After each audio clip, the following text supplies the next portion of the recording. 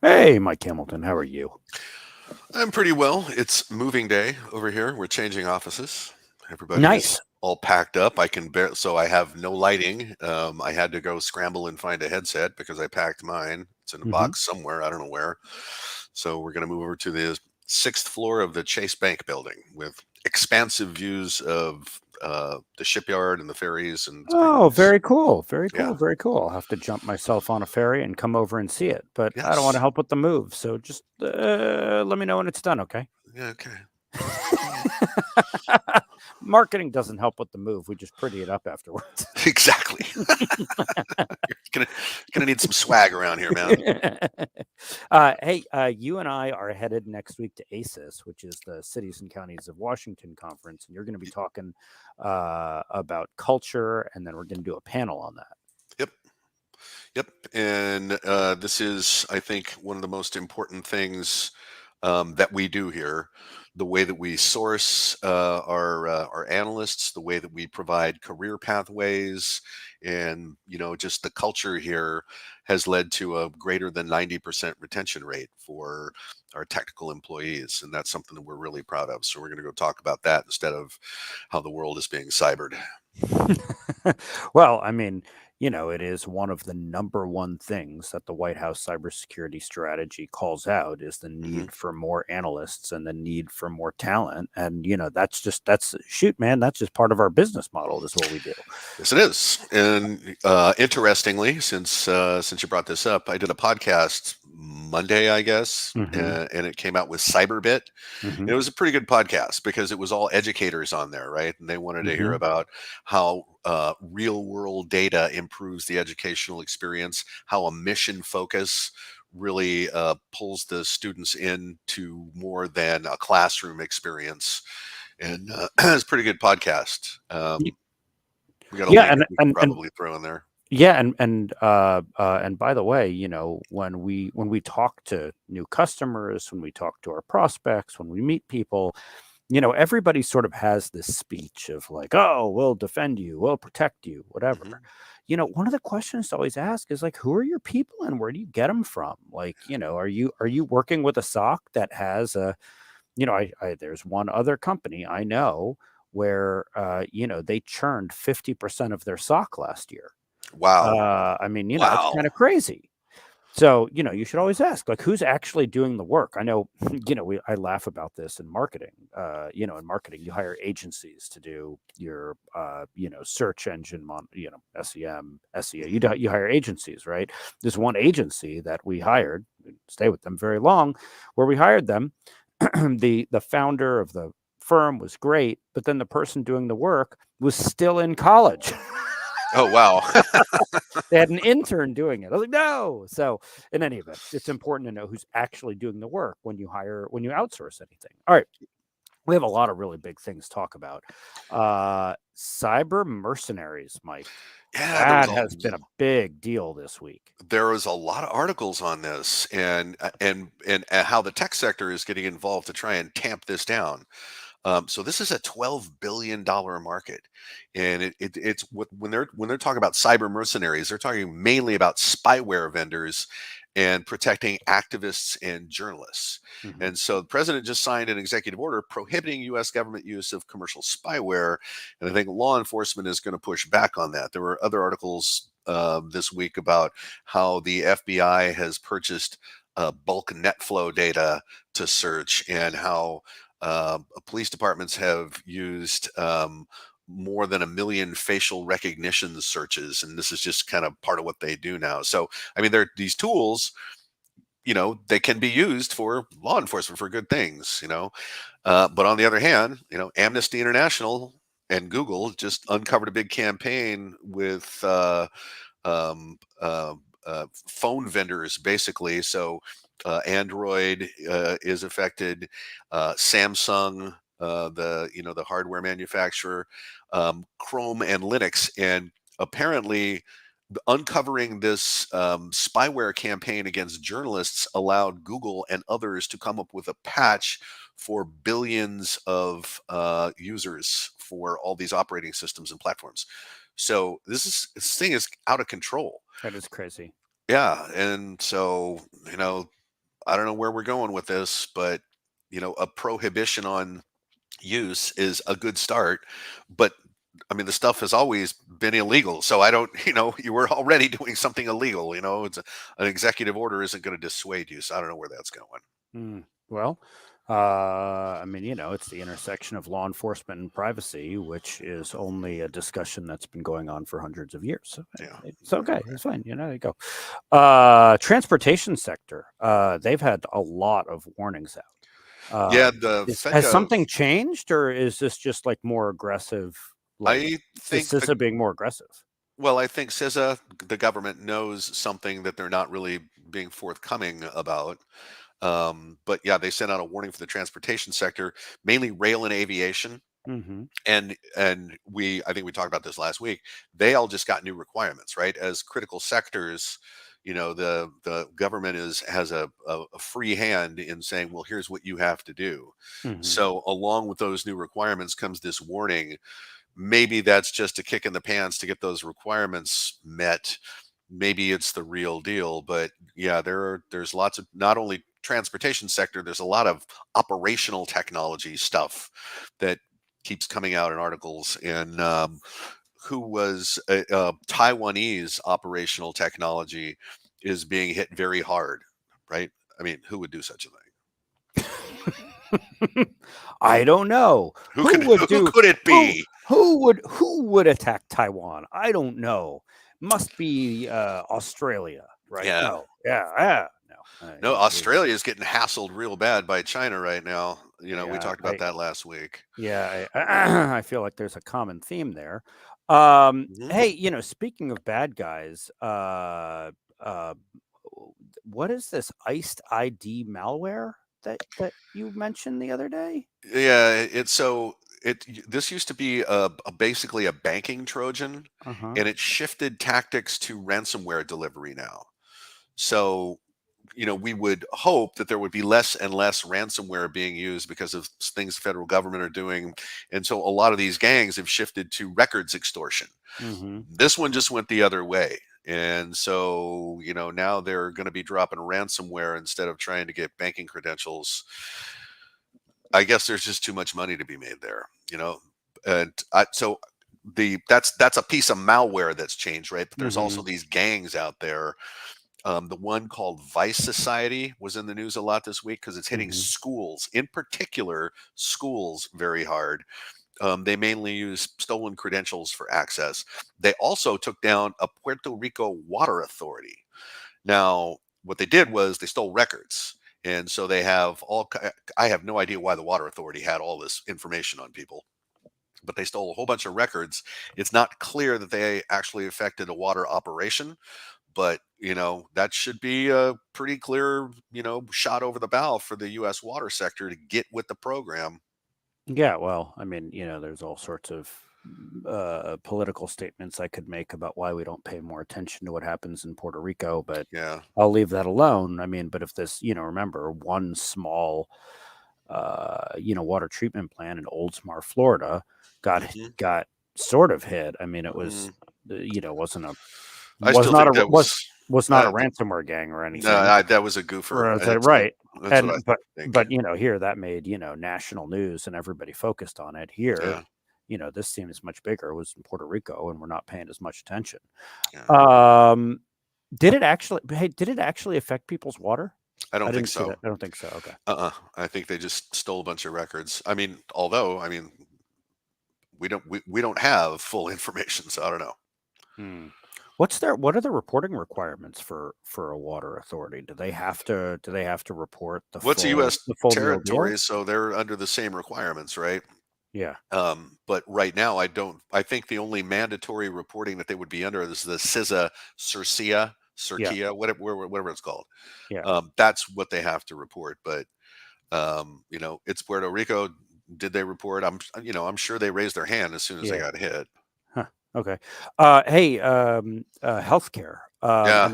And by the way, the reason I go to healthcare is our good friend at the American Hospital Association, John Ricci, Hmm. actually just went and spoke to Puerto Rican hospitals. So that got me Oh. that got me thinking. Uh, there's an article that you had in the blast that I posted on LinkedIn today about medical device cybersecurity legislation. Hmm. Finally, the FDA is going to, stop allowing hospitals to buy vulnerable devices, or at least vulnerable right out of the box. That's a big change. That is a big change. And so when they say medical device cybersecurity legislation, there's a few moving parts to that. Part of that is with the manufacturers, um, having to meet requirements so that something is secure out of the box and it's got a security plan going forward. Part of that is for the FDA itself, Hmm. because it takes the FDA so long to approve something like an operating system upgrade for a piece of technology.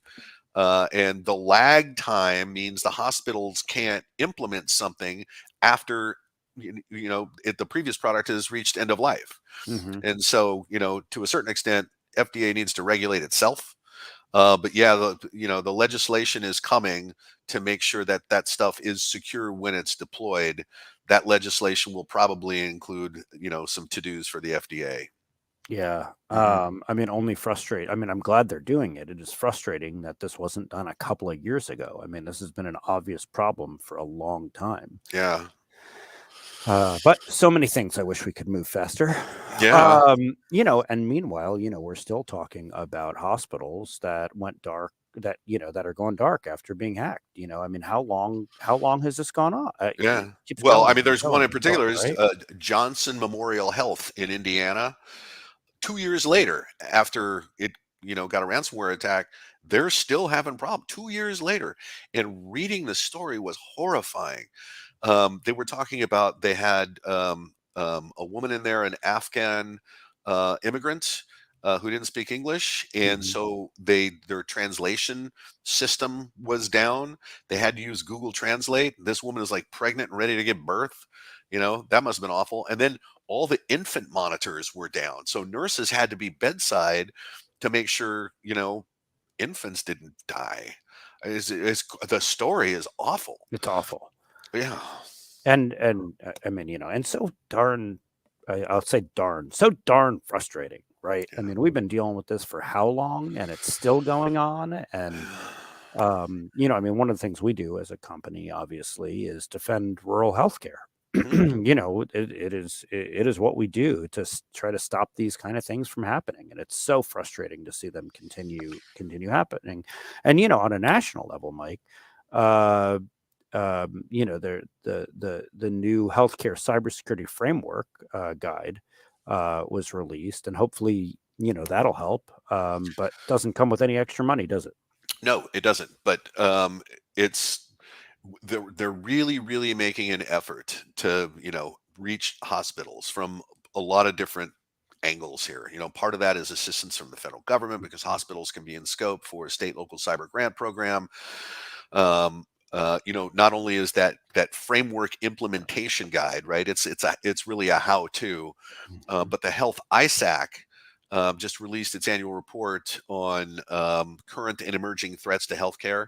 Mhm. So, armed with that report, trying to stay ahead of where the puck is going, so to speak, um, um, you know, helps them manage that risk. And having that framework implementation guide says, well, here is exactly what to do Mhm. to help manage that risk. So, you know, hopefully the health sector is getting enough assistance here. They're still short on people though.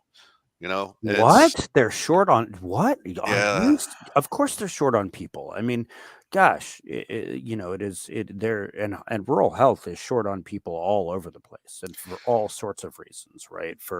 I mean, I've been to so many rural health conferences where you do a cybersecurity talk, and I don't know, a tenth of the people show up, a quarter of the people show up. You do a staffing talk, and 110% of the attendees show up. It is yeah. the number one problem, Well, and linked to cybersecurity. Pisces could get into the business of, setting up a program through community colleges. In fact, we're going to do this. Set up program through community colleges that's more like trade school to train analysts, and Mhm. then part of your requirements to be certified would be a mandatory internship in local government or healthcare. Awesome. Yeah, Yeah. I mean, that we need it. We need it. We need it. Hey, also, the Health ISAC released its annual report on cyber threats. What did it say? Well, that's the one I was talking about, right? Oh, oh, oh, yeah, got it. Yeah, That's the one that says, "Here's where the puck is going," right? got it. Yeah, yeah, yeah. Hey, speaking of other industries, Mhm. retail.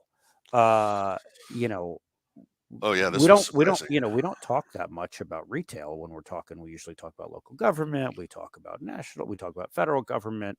But I mean, this was such a surprise. What was it, Mike? Was it 70%, More than, it says, 77%? 77%, right? So they surveyed, retail folks, and 77% said they'd been hit with ransomware in 2021, which was a 75% uptick from 2020.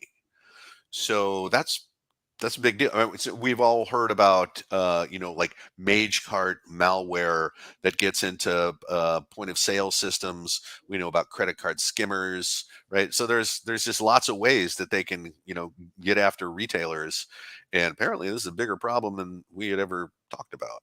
Yeah, and I mean I mean, there's no mandatory reporting. So, until you do a survey, you don't know, which is a little ridiculous, but Yeah, we're going to talk about mandatory reporting in a bit when we get to the kicker.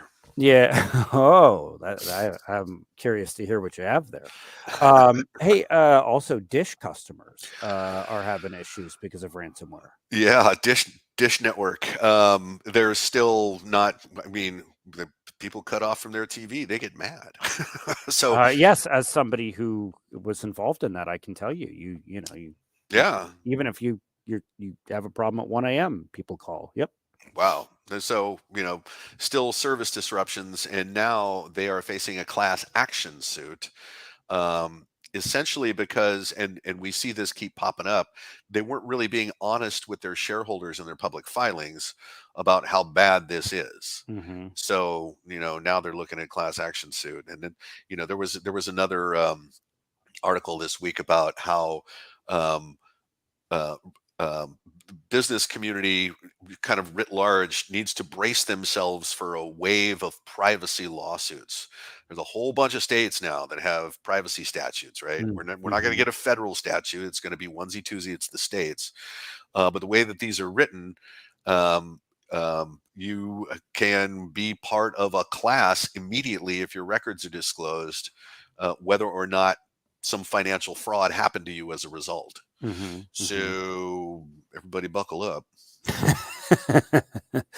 Hey, speaking of states, one of the things you Hmm. sent me this week was the NACO survey of counties Right. and what they want from the SLCGP, which, as a reminder to folks, there used to be IJA, which is the infrastructure bill that was going through Congress. The infrastructure bill sent money for state and local cybersecurity funds. That became SLCGP, and now states are trying to figure out how to dole out that money. And Hmm. this is a survey of counties where this is what counties said: "Hey, we appreciate that money's coming. This is what we want to spend it on."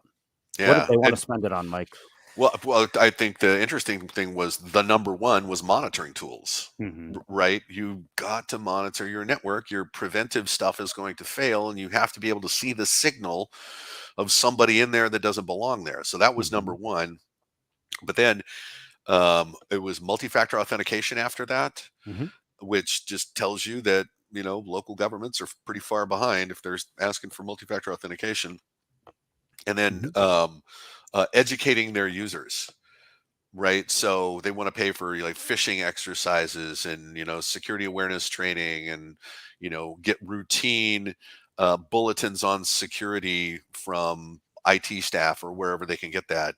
So those are basics, and it just kind of tells you what the state of local government is, especially when you're talking about rural counties and things like that, right? The whole attitude has been, we're too small, they're not coming for us. Well, I mean, there's some not just rural counties, but there are major cities that still have I mean, I just saw Oakland. another article about, Baltimore, that had the big attack.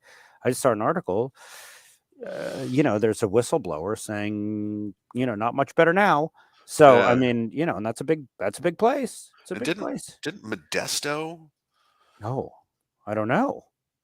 I didn't see the Modesto Yeah, article. I know it's Oakland there was were having trouble. February Modesto got hit. Oh, that's too Yeah. bad. Um, But have you ever been to Modesto? I No, have. we should not go there. We should not go there. I have been to I've been to Modesto.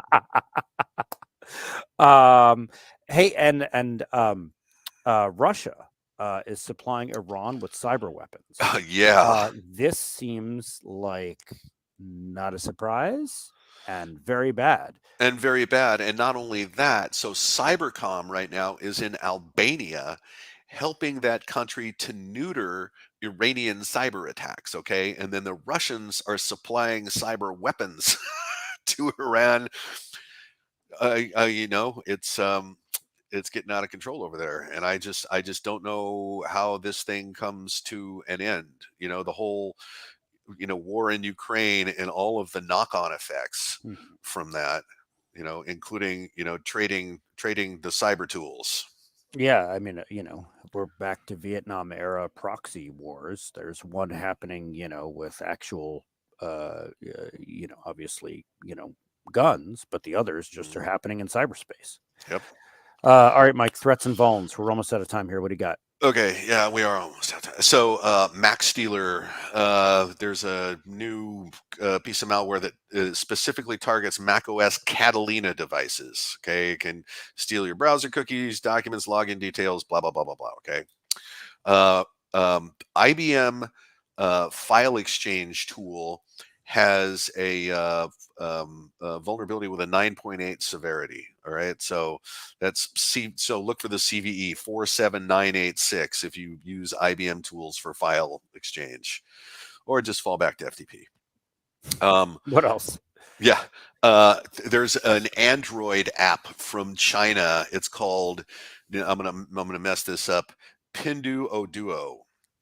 Okay, and I don't know what it does, but apparently this thing is heavily Trojanized, and it just uh, it disables competing apps. It can be a tracker. It can do all kinds of malicious things. It's basically spyware on your phone. So I don't know why anybody would install that on your phone at all, but there you go. The interesting thing one this week was a Wait, wait, wait, vulnerability. wait, wait, wait, wait. I'm sorry. Before you go into the next one, I was like, all Yeah, right, Mike doesn't know what Pinduo is, so I have to no, look it up. When you put it in Google, it actually says it is difficult to express it perfectly in English. really. So you were right. It is Okay, difficult to express. So, okay, okay. keep going now. There's an ultrasound attack, okay, that can, and most smart speaker systems are vulnerable to this. So, inaudible sounds played, for example, by your phone or by a website, okay, that you can't hear, your smart speaker can hear, and you can make it like unlock doors to somebody's house by getting them to go to a certain website. Mhm. Is crazy, all right? Um, it is tax season, and so Emotet malware is being distributed as fake W-9 tax forms. Be on the lookout for that. And speaking of lookout slash Outlook, that Outlook vulnerability is still being exploited. Veeam, the backup system, got a exploit released for that allows credential theft. And Cisco has patched a whole bunch of stuff in iOS. There are 10 vulnerabilities and 6 are high severity. So if you're a Cisco shop, check that out. Awesome. All right, That's a few of them. you promised a really good kicker about reporting. Kicker is the part at the end where Mike makes you smile or makes you go, what do you got, Mike? What's the Yeah. thing? So India had they're trying to do the same thing that everybody else is trying to do is get mandatory reporting of incidents. Okay. Hmm. Hmm. So what India said was they wanted you to report within 6 hours after detecting. All right. And everybody said, oh, this is not going to work. And take a guess as to how many organizations in India actually said, okay, we'll start to do that reporting and we'll report. How many? I don't know, 100. 15. 15. Ooh, And ooh, it's the title of the article is India's absurd infosec reporting rules get just 15 followers. Now, ooh. what publication do you think that came out in? I don't know There's which. there's only one that has titles great like this, and that's the Register in the Oh yes, UK. that's your If you don't favorite. read the Register, you're missing out. Hmm. Oh, all right, everybody. Thank you so much for joining us. Yep. If you're in a Washington city or county, and I know one of the people watching is, we will see you next week at ASIS. Mike will be there all week. I'll be Yep. there Wednesday and Thursday, because I'm coaching baseball on Tuesday. All right, everybody. Have a All great right. day. Bye. Bye.